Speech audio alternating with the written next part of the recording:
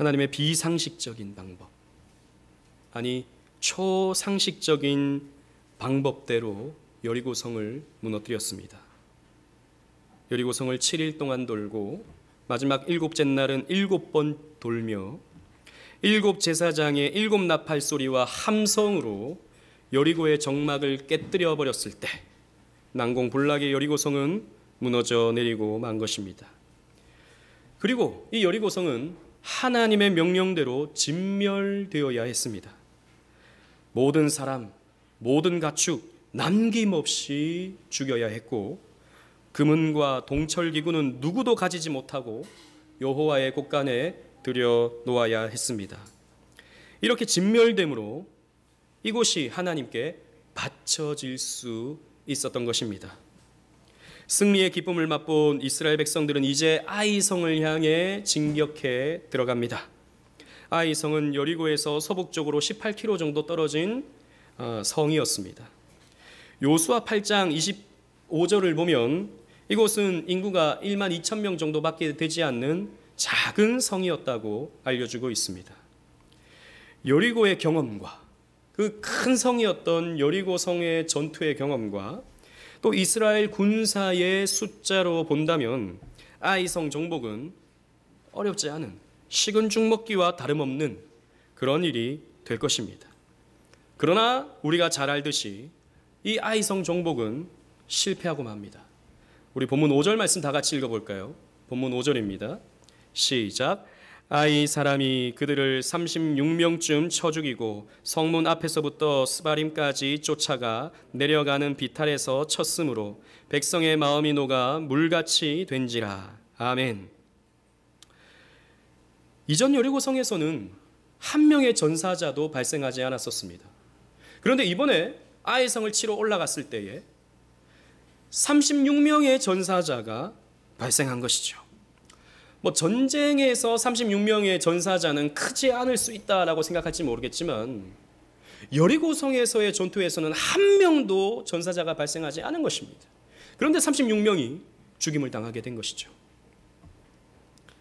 그래서 이전에는 가나안 사람들의 마음이 물같이 녹았었습니다. 그러나 이제는 가나안 땅에 있는 사람들이 아니라 이 이스라엘 사람들의 마음이 물같이 녹아버리게 된 것입니다. 그래서 이들은 이제 아골 골짜기에 모여야 했습니다. 이 아골이라는 말은 괴로움이라는 뜻입니다. 이스라엘 백성들은 이 괴로움의 골짜기에서 쓴맛을 보아야 했던 것이죠. 하지만 하나님은 이 괴로움의 골짜기를 소망의 문으로 바꾸어 가십니다. 오늘은 이 아골 골짜기에서 나타난 하나님의 무서운 심판과 그리고 이 구속의 메시지를 여러분들과 함께 살피면서 은혜를 나눠보고자 합니다. 우리 본문 1절 다 같이 읽어보도록 하겠습니다. 본문 1절입니다. 시작. 이스라엘 자손들이 온전히 바친 물건으로 말미암아 범죄하였으니 이는 유다 지파 세라의 증손 삽디의 손자 갈미의 아들 아간이 온전히 바친 물건을 가졌음이라. 여호와께서 이스라엘 자손들에게 진노하시니라. 아멘. 하나님은 여리고 성의 그 전리품을 가지지 말 것을 분명히 말씀하셨건만 유다 지파의 아간이라는 사람은 하나님께 바쳐져야 할 물건을 몰래 취하였던 것이죠. 이로 인해서 하나님이 진노를 나타내시사 이스라엘은 아이성 정복에 실패했던 것이고 36명의 전사자가 발생하게 된 것입니다. 일이 이렇게 되자 여호수아는 그의 선배 모세가 항상 그러했듯이 하나님 앞에 무릎을 꿇어 엎드립니다. 6절 말씀을 또 다 같이 읽어보겠습니다. 6절입니다. 시작. 여호수아가 옷을 찢고 이스라엘 장로들과 함께 여호와의 궤 앞에서 땅에 엎드려 머리에 티끌을 뒤집어 쓰고 저물도록 있다가. 아멘. 여호수아는 하나님께 엎드려서 하나님 도대체 무엇입니까? 하나님 왜 우리가 이 아이성 전투에서 실패하였습니까? 라고 하나님께 기도를 하게 됩니다. 그때 하나님은 이스라엘 백성들 가운데 범죄한 자가 있다라고 하는 것을 가르쳐 주십니다. 11절 말씀을 보십시오. 제가 읽겠습니다. 이스라엘이 범죄하여 내가 그들에게 명령한 나의 언약을 어겼으며 또한 그들이 온전히 바친 물건을 가져가고 도둑질하여 속이고 그것을 그들의 물건들 가운데 두었느니라 라고 말씀하였습니다. 하나님은 언약의 말씀으로 주신 이 헤렘의 명령을 지키지 아니한 한 사람이 있기 때문에 이스라엘 전체에게 하나님이 진노하사 이러한 실패가 나타나도록 하셨다라고 말씀을 하고 있는 것이죠. 그래서 요수아는 그 범죄한 자가 누구인지 제비 뽑기를 통해서 알아보고자 했습니다. 제비를 뽑았습니다. 처음에는 유다 지파가 뽑혔습니다. 그 다음에는 세라 가문이 뽑혔습니다. 그 다음에는 삽디 가족, 그 다음에는 갈미의 집, 그리고 최후에 이 아간이라는 사람이 뽑히게 된 것이죠. 아간을 취조하자 그제서야 아간은 자신의 죄를 실토합니다. 20절, 21절 말씀을 보십시오. 제가 20절을 읽고 여러분들이 21절을 읽도록 하겠습니다. 아간이 여호수아에게 대답하여 이르되 참으로 나는 이스라엘의 하나님 여호와께 범죄하여 이러이러하게 행하였나이다. 시작. 내가 노략한 물건 중에 시날산의 아름다운 외투 한 벌과 은 200세겔과 그 무게가 50세겔 되는 금덩이 하나를 보고 탐내어 가졌나이다. 보소서, 이제 그 물건들을 내 장막 가운데 땅 속에 감추었는데 은은 그 밑에나 있나이다 하더라. 아멘. 아간은 시날산의 아름다운 옷 한 벌을 취했습니다.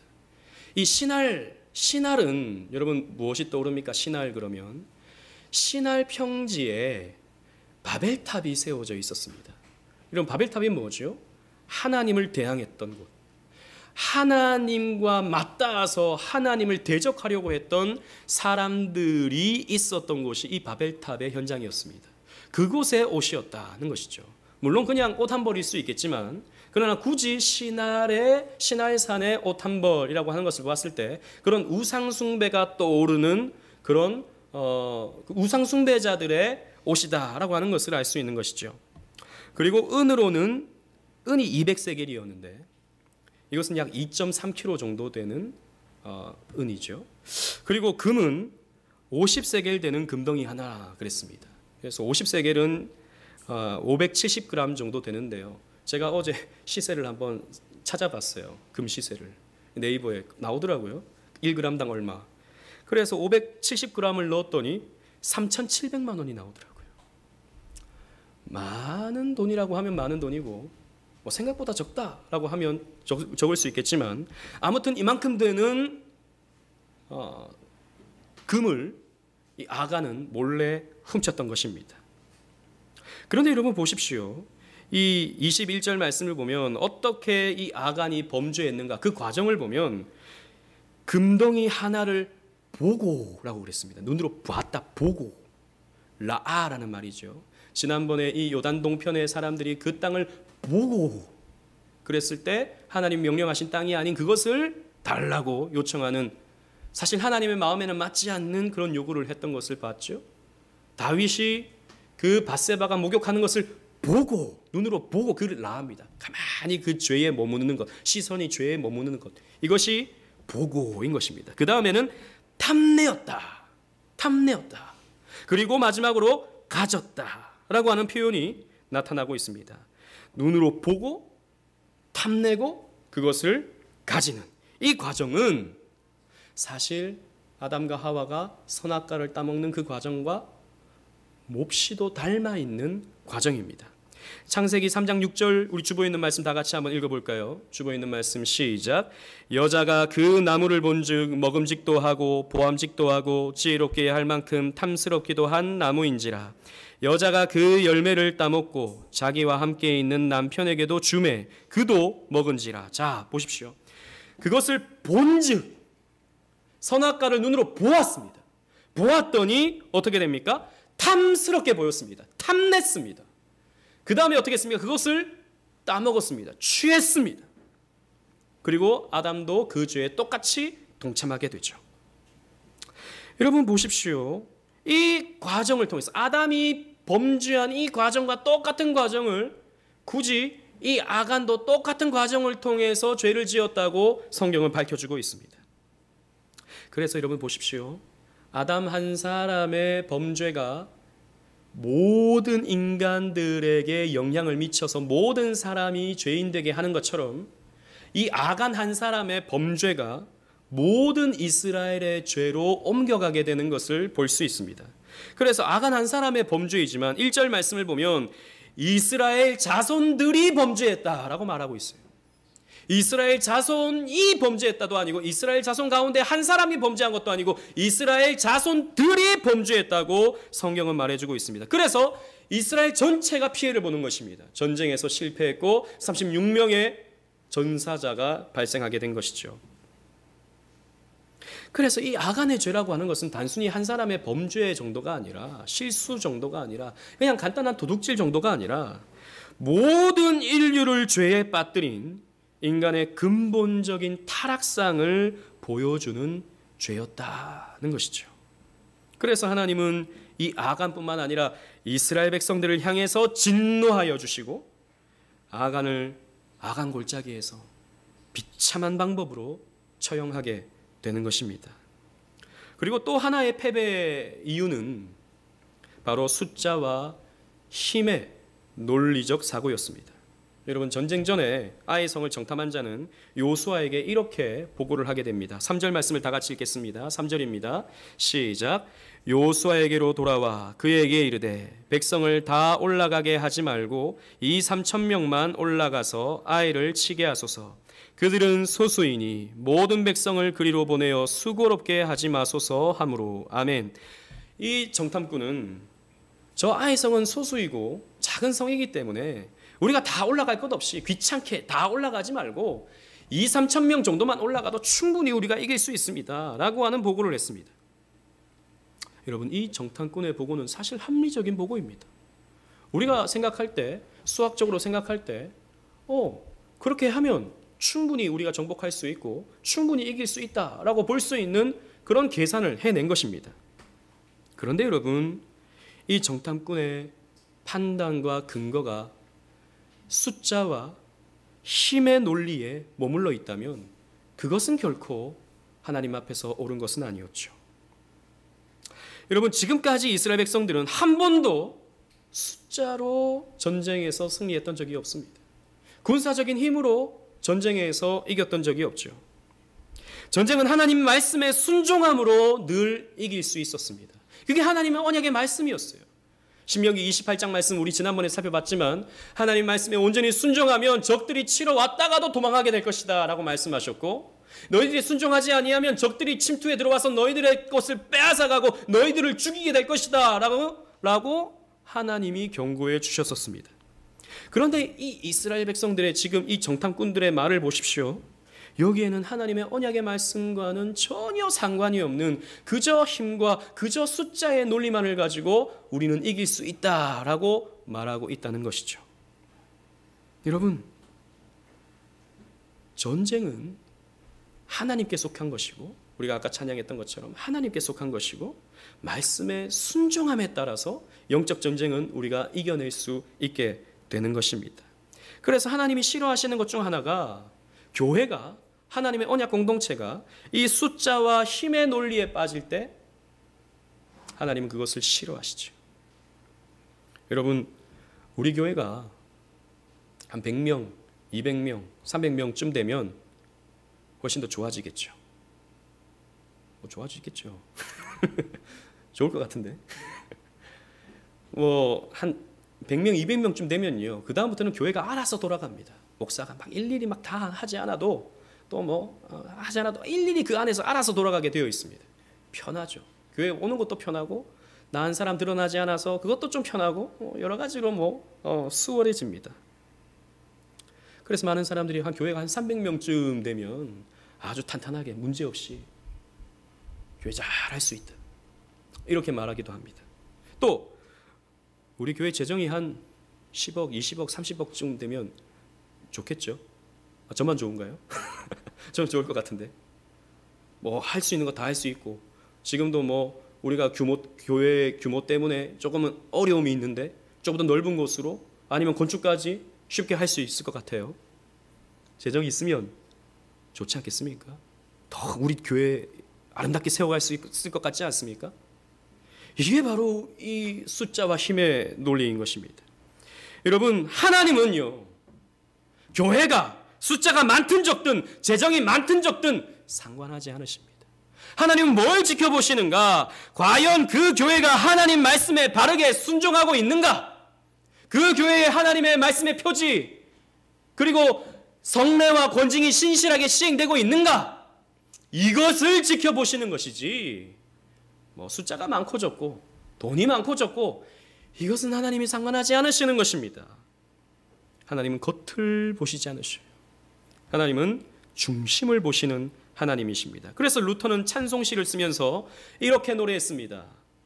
루터는 로마 가톨릭과의 전투였습니다. 그런데 계란으로 바위치기였죠.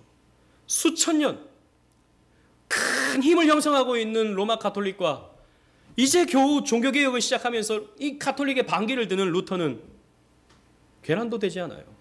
깃털 정도밖에 되지 않습니다. 그런데 루터는 이렇게 노래합니다. 내 힘만 의지할 때는 패할 수밖에 없도다. 내 힘을 의지하면, 숫자를 생각하면, 내 힘을 생각하면 패할 수밖에 없을 것이다. 그리고 이렇게 말합니다. 이 땅의 마귀들 끌어 우리를 삼키려 하나 겁내지 말고 섰거라. 어떻게 이겨요? 진리로 이기리로다 라고 루터는 노래했습니다. 여러분, 그렇습니다. 우리는 진리로 이기는 사람들입니다. 우리는 말씀으로 이기는 사람입니다. 믿음으로 이기는 사람입니다. 하나님의 능력으로 이기는 사람들입니다. 이 사실을 우리는 놓치면 안 됩니다. 당시 이스라엘은 이 연약함이 있었던 것이죠. 그런데 궁극적으로는 회개하지 않은 이 아간의 모습이 있었다는 것입니다. 25절, 26절 말씀을 보시는데 25절은 제가 읽고 26절은 함께 읽도록 하겠습니다. 요수아가 이르되 내가 어찌하여 우리를 괴롭게 하였느냐? 여호와께서 오늘 너를 괴롭게 하시리라 하니 온 이스라엘이 그를 돌로 치고 물건들도 돌로 치고 불사르고 시작 그 위에 돌무더기를 크게 쌓았더니 오늘까지 있더라. 여호와께서 그의 맹렬한 진노를 그치시니 그러므로 그곳 이름을 오늘까지 아골골짜기라 부르더라. 아멘. 모든 이스라엘 백성들이 아골골짜기에 모여 그 괴로움에 동참했습니다. 그리고 한 사람과 그 가정에 내려지는 심판을 보았습니다. 온 이스라엘이 아간과 그의 가족과 훔친 물건을 돌로 쳤습니다. 그리고 아간의 또 그의 가족의 시체와 그 훔친 물건을 불로 태워버렸습니다. 가족까지 이렇게 심판한 것은 아간의 훔친 물건이 아간의 장막에 있는 것을 보았을 때, 이 장막이라는 표현은 집이라고 표현할 수도 있거든요. 그 집에 숨겨놓은 것을 보았을 때 가족들이 모르지 않았을 것이라고 생각합니다. 가족들도 그 도둑질에 동참을 한 것이죠. 그래서 가족들도 처벌을 받으신 것입니다. 그런데 여러분 생각해 보십시오. 이 정도 도둑질에 이렇게까지 잔혹하게 처벌을 해야 되는가? 아까 우리 금 3,600만 원이라 그랬는데 뭐 큰 돈이라면 큰 돈이죠. 그렇다고 오늘날 그 정도 돈 훔쳤다고 이렇게 사형시키지는 않지 않습니까? 그런데 왜 하나님은 이렇게 잔혹한 방법으로 이 아간을 처벌해야 했겠습니까? 앞에서도 언급했던 것처럼 아간의 죄는 그냥 하나의 실수, 작은 도둑질 그 정도가 아니었어요. 인간의 근본적인 타락상, 인간의 근본적인 죄를 보여주는 죄였기 때문입니다. 또 하나는 우리가 기억해야 될 것, 끝까지 회개하지 않아서입니다. 끝까지 회개하지 않았어요. 여러분, 아간도 이스라엘 언약 백성이었기 때문에 헤렘이라고 하는 하나님의 그 율법을 잘 알고 있었을 것입니다. 들어가면 사람들 다 헤렘하고 짐승들 다 헤렘하고 동철, 금, 은 이런 것들은 여호와의 곳간에 넣어라 라고 하는 명령을 모세를 통해서도 여호수아를 통해서도 들었을 것입니다. 그런데 이 아간은 그것을 훔쳤던 것이죠. 훔쳤던 것입니다. 왜 훔쳤을까요? 왜 아간은 아무렇지 않게 그것을 훔쳐서 집에 넣었을까요? 나 하나쯤이야 괜찮겠지 하는 마음으로 그러했을 것입니다. 이렇게 사람들이 많은데, 이렇게 60만 명이나 되는 많은 사람들이 있는데 나 하나쯤 이거 훔쳤다고 해도 하나님은 모르시겠지. 하나님은 모르시겠지. 라고 생각했을 것입니다. 하지만 전쟁에서 패했어요. 여호수아를 비롯한 이스라엘 백성들이 왜 패했는지 하나님께 묻고 있습니다. 하나님 무엇 때문입니까? 라고 묻고 있습니다. 그렇다면 이 아간은 혹시 나 때문인가? 라고 생각했어야 옳습니다. 그죠? 그렇게 생각했을런지도 몰라요. 그랬으면 제가 죄를 지었습니다 라고 말을 할 법도 한데 아간은 말하지 않아요. 끝까지 침묵합니다. 그리고 이제 5번의 제비 뽑기를 합니다. 처음에 유다 지파가 뽑힙니다. 아이, 유다 지파네? 내가 속한 지파네? 그 다음에 세라 가문이 뽑혔습니다. 우리 가문인데? 삽디 가족이 뽑혔습니다. 우리 가족인데? 갈미의 집이 뽑혔습니다. 아니 우리 집인데? 여러분 점점 범위가 좁혀져 오는 거예요. 나를 향해서. 그렇다면 야 이거 하나님이 나의 죄를 보셨구나. 나의 도둑질을 보셨구나 라고 생각하면서 내가 그 죄를 지었습니다 라고 실토해야 옳았습니다. 내가 그 죄를 지은 당사자입니다 라고 말해야 옳았습니다. 그러나 끝까지 아간은 침묵하죠. 왜 침묵했을까요? 끝까지 발뺌하다 보면 유야무야 넘어갈 수 있을 거라고 생각했을 것입니다. 만약 중간에 자수해버리면 혹시 다른 사람이 뽑힐 수도 있는데 중간에 자수해버리면 그 38명의 그 사상자의 책임을 내가 홀로 뒤집어 써야 되니 그럴 수 없다는 것이죠. 발뺌을 하려면 끝까지 해야겠다 라고 생각했던 것입니다.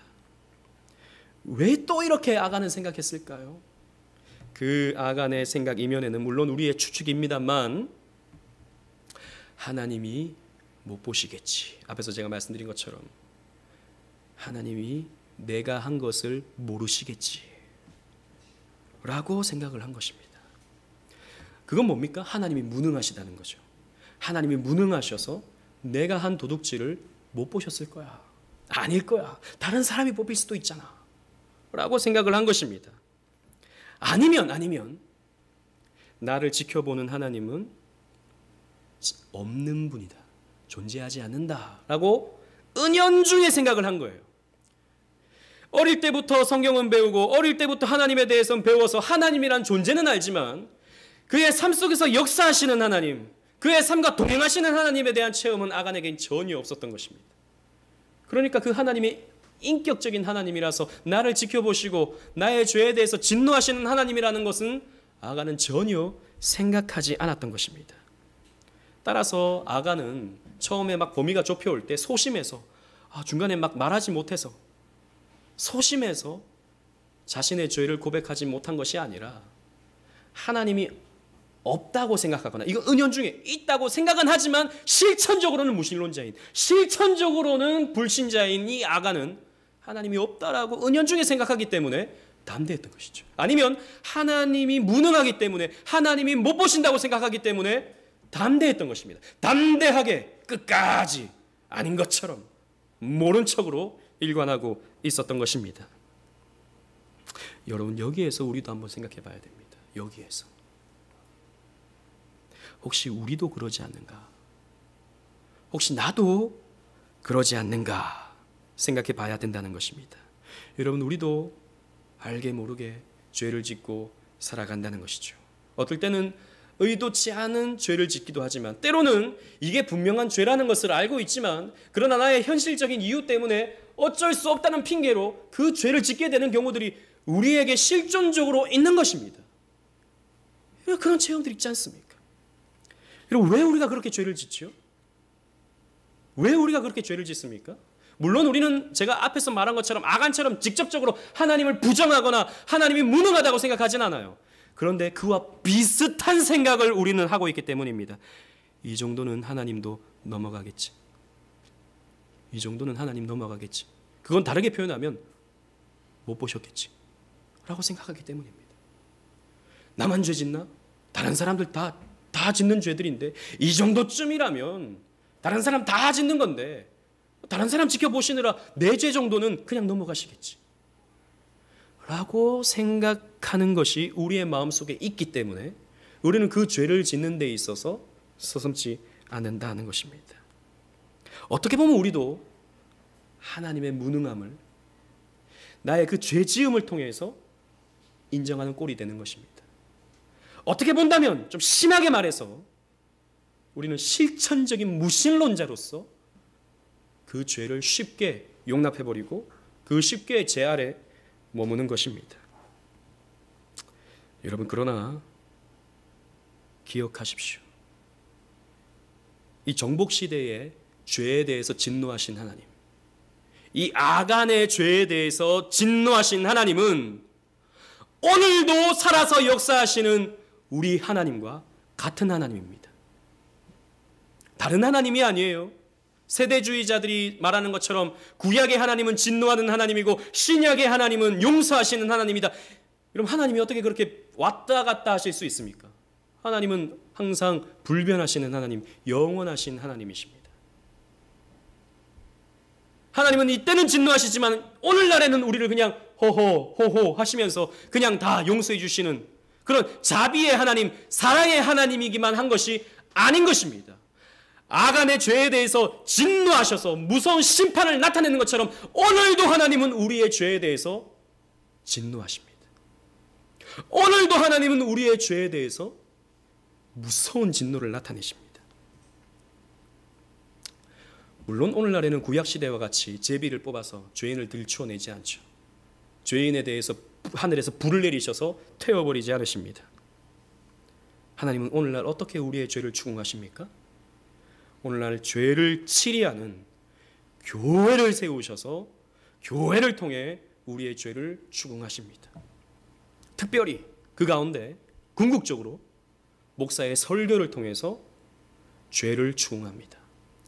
여러분, 그래서 설교라고 하는 것은 여러분 주일날 와서 좋은 말 듣고 힘이 되는 말 듣고 어떤 아름다운 이야기, 감동적인 이야기 듣는 그런 시간이 예배 시간이 아니고 설교 듣는 시간이 아닙니다.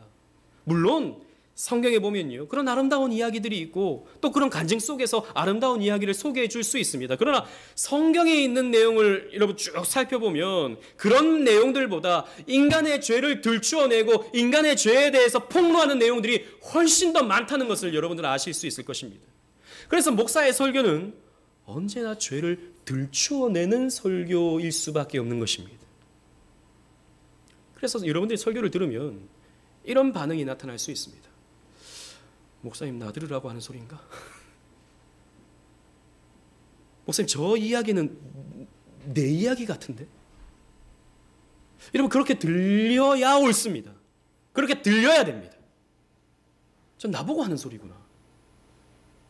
저 표적 설교구나, 표적 설교. 물론 저는 표적 설교를 하지는 않습니다만 적어도 여러분들이 들을 때는 그렇게 들어야 되는 것입니다. 그럴 때 여러분들은 어떻게 하셔야 됩니까? 저건 그냥 다른 집사님 들으라고 하는 소리겠지. 저건 오늘날 타락한 한국교회 악한 사람들이 회개해야 될 이야기이겠지 라고 여러분 생각해서는 아닌 것입니다. 그 이야기는, 그 말씀들은 다 우리를 향한 하나님의 정죄인 것입니다. 여러분, 우리가 지금까지 쭉 구속사 시리즈를 통해서 창세기부터 우리 여호수아까지 왔는데요, 지금까지 나타난 이 언약의 백성들의 이 탐욕과 불순종, 원망과 불평, 이런 모습을 보면 어떻습니까? 또 우리 수요 예배 때 듣는 말씀처럼 예수님을 버려버린 대제사장과 베드로와 제자들, 본디오 빌라도, 성난 군중들, 그런 사람들의 이야기를 들으면 어떻습니까? 뭐 이런 나쁜 놈들이 있어. 삼자의 입장에서 판단하십니까? 저건 나와는 다른 차원의 악한 사람들의 이야기야 라고 생각하시면서 나와는 전혀 상관없는 말씀이라고 생각하십니까? 나도 저런 연약함쯤은 있지만 뭐 어떡하겠어. 인간이 다 원래 죄인인데 이 정도 죄는 다 짓는 것 아니겠어? 뭐 이 정도 죄 짓는다고 하나님이 뭐 아간처럼 나를 심판하시겠어? 뭐 어떻게 하시겠어? 라고 생각한다면 여러분들은 아간의 마음과 같은 것입니다. 이 말씀이 그저 먼 나라 이야기, 다른 사람의 이야기라면 여러분들은 아간과 같은 마음을 갖고 있는 거예요. 여러분, 이 아간의 마음이 왜 위험합니까? 이런 아간의 마음이, 이런 마음은 회개로 가지 못합니다. 회개로 나아가지 못합니다. 기억하십시오. 회개하지 않는 자는 무서운 심판을 피할 수 없습니다. 아간은 회개할 기회가 여러 차례 있었습니다. 여러분, 성경을 읽어보면 그냥 제비 뽑기가 당장 된 것 같지만 그 많은 사람 가운데 제비를 뽑으려면요, 오랜 시간이 걸릴 수밖에 없습니다. 처음에 유다 지파, 그 다음에 점점 범위가 좁혀 들어올 때 아간은 회개할 기회가 있었습니다. 아, 지금 하나님이 나의 죄를 들추고 있구나. 아, 이 표적이 나를 향해 오고 있구나. 두려운 마음으로 나를 용서해 달라고, 내가 도둑질을 했다고, 나에게 은혜를 베풀어 달라고 무릎을 꿇어서 싹싹 빌어야 옳았습니다. 하나님을 향해서. 그러나 아간은 회개하지 않았어요. 끝까지 침묵했습니다. 아니겠지. 나가 아니겠지. 다른 사람일 수 있잖아. 여러분, 이런 자가 심판을 받는 것입니다. 끝까지 회개하지 않았기 때문에 이 아간은 무서운 하나님의 심판을 받았던 것입니다. 여러분, 기억하십시오. 누구나 죄를 지을 수 있습니다. 우리는 다 죄를 짓습니다. 경건해 보이지만 우리는 다 알게 모르게 죄를 짓고 살아갑니다. 눈앞에 보이는, 앞에서도 말씀드렸던 것처럼 눈앞에 보이는 현실 앞에 우리는 자주 넘어집니다. 타협합니다. 죄는요, 끊임없이 우리를 물고 늘어집니다. 죽을 때까지. 그래서 우리는 때로는 승리하기도 하지만 때로는 죄 앞에서 넘어질 때가 많습니다. 신실한 성도라 할지라도 그러합니다. 그러나 여러분, 우리가 죄 짓는다고 해서 우리가 하나님이 없다고 생각하거나 하나님이 무능하다고 생각하지 않죠. 그렇기 때문에 우리는 죄를 지었을 때 마음이 괴롭습니다. 마음이 눌립니다. 그 죄 때문에. 그래서 어떻게 됩니까? 회개하게 되죠. 여러분, 회개가 중요한 이유는 이것입니다. 왜 회개하죠? 왜 어떻게 회개할 수 있죠? 회개라고 하는 것은 하나님이 우리가 죄를 고백할 때 하나님의 그 자비하심과 하나님의 인자하심과 그 사랑하심으로 그 어떤 죄도 우리를 용서하시고 품어주신다는 믿음의 근거에서 하는 것이 회개입니다. 그래서 내가 하나님께 회개한다는 것은 하나님은 인자하신 하나님이십니다 라고 하는 신앙 고백적 행위인 거예요. 그런데 회개하지 않는 것은 무엇입니까? 하나님은 무능하거나 하나님은 내 죄를 용서하지 않는 무서운 하나님이다 라고 하는 데만 머무는 것입니다. 그래서 회개하지 않는 것이죠. 그래서 여러분, 회개하는 자는 삽니다. 돌아서는 자는 구원을 얻습니다. 여러분, 구약의 선지자들이 다 그런 메시지를 전하고 있지 않습니까? 여호와께로 돌아오라. 신약의 모든 사도들과 심지어 예수님도 처음에 했던 복음의 선포가 회개하라. 천국이 가까웠느니라 라는 말씀이었습니다. 선하신 하나님께 우리는 돌아서야 되는 것입니다. 우리도 여전히 죄를 짓지만 인자하신 하나님의 그 인자하심에 의지하여서 우리는 하나님께 우리의 죄를 아뢰어야 하는 것입니다. 아간을 처형하자 이스라엘을 향한 하나님의 진노가 그쳤습니다. 한 사람의 죄가 이스라엘 전체의 문제로 번졌고 한 사람의 심판이 이스라엘 전체의 문제를 해결했습니다. 여러분, 이 말씀을 들으면 또 머릿속에서 뭔가 떠오르지 않습니까? 그렇습니다. 우리는 예수 그리스도의 십자가를 기억해야 됩니다. 아간 한 사람의 심판받음으로 온 이스라엘이 용서를 받았던 것처럼, 하나님의 진노가 떠나간 것처럼 예수 그리스도의 심판받으심이 우리를 향한 하나님의 진노, 죄를 지었던 우리를 향한 하나님의 진노가 거두어지게 되는 근거가 되었습니다. 여러분, 오해하지 마십시오. 무슨 아간이 예수님을 예표한다, 그런 말씀은 아닙니다. 죄짓고 회개하지 않은 아간이 어떻게 예수님을 예표할 수 있겠습니까? 그럴 수는 없죠. 그러나 적어도 예수님이 십자가에 달려 죽으신 것은 예수님이 아간처럼 죽은 것은 분명합니다. 아니, 목사님, 어떻게 예수님을 아간과 같은 그런 악한 자에 비유하십니까?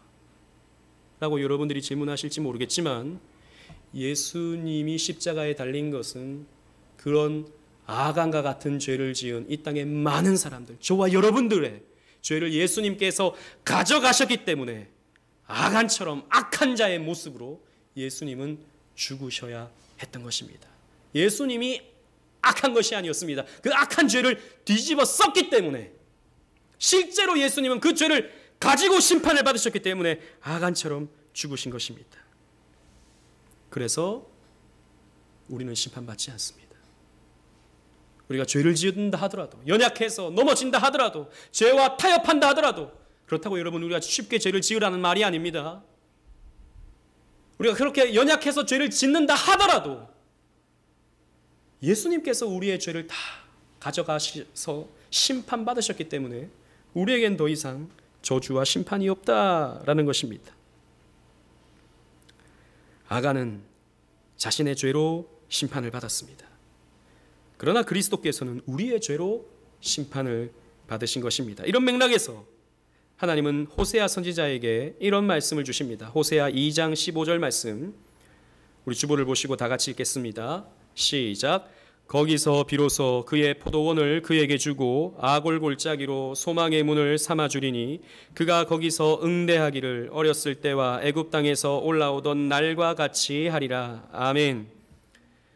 여러분, 호세아서는 타락한 여인 고멜을 사랑하는 호세아 선지자의 이야기가 담겨져 있습니다. 이 호세아서를 읽을 때 우리가 이렇게 요점을 가지고 읽어야 되는 것은, 호세아는 예수 그리스도를 예표하고 고멜은 죄 짓는 저와 여러분, 교회를 예표하는 것입니다. 고멜은 남편에게 만족하지 못하고 계속해서 다른 남자를 향해서 음란한 행위를 하게 됩니다. 그게 고멜의 모습이 우리의 모습과 같다라는 것이죠. 우리의 사랑의 대상이 되어야 할 하나님을 우리는 온전히 사랑하지 않고 다른 무언가에 계속해서 집착하는 우리들의 모습이 고멜과 같다는 것입니다. 그런 고멜에게 그런 호세아에게 하나님은 고멜의 삶이 이렇게 변화될 것이다 라고 하는 것을 약속해 주시는데, 그것이 아까 우리가 읽었던 호세아 2장 15절 말씀입니다.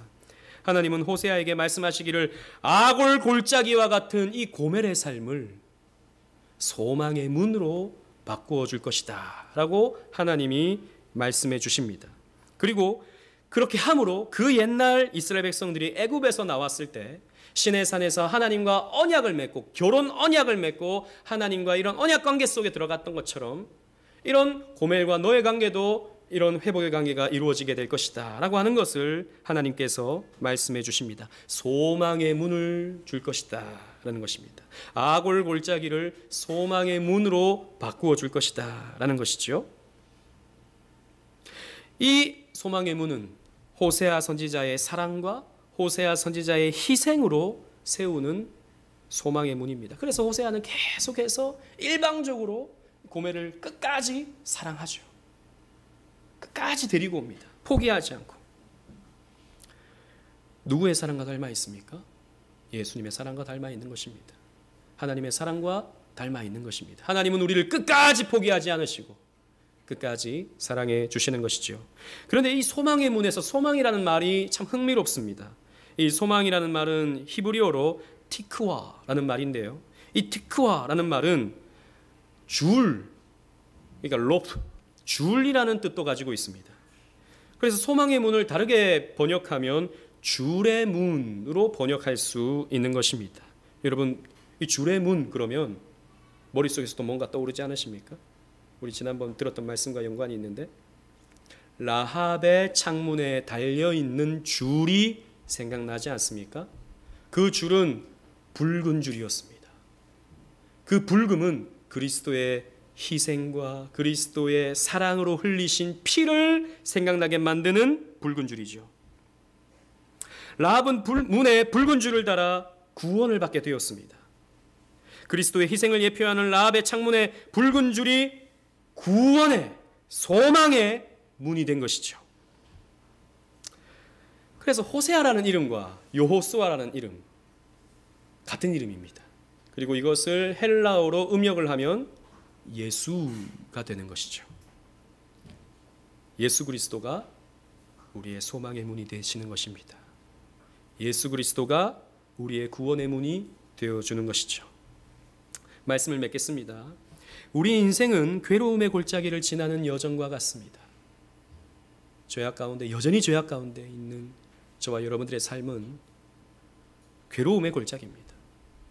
우리가 새벽에 전도서의 말씀을 나누고 있는데, 여러분, 이 세상을 살아보면서 우리가 겪게 되는 것은, 결국에 겪게 되는 것은 아픔과 상처와 헛된 것뿐입니다.